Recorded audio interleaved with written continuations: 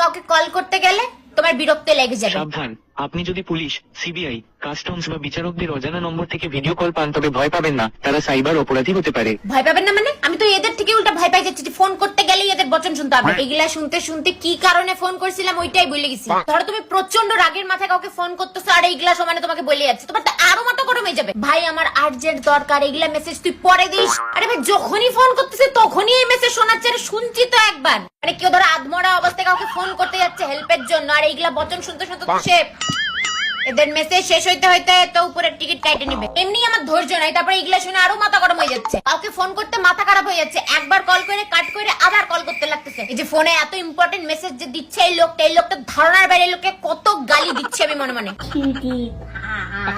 ভাই আজকাল ফোন করতে গেলে আগে অ্যাড শুনতে হয়, ফ্রাস্ট্রেশনের চরম পর্যায়ে পৌঁছে গেছি। ডেইলি এগুলা শুনতে লাগতেছে। কেউ বলতে পারবে যেটা কিভাবে বন্ধ করা যায়? 2 সেকেন্ড নীরবতা তাদের জন্য যারা প্রত্যেক মাসে খরচা করে কলার টিউন লাগায়।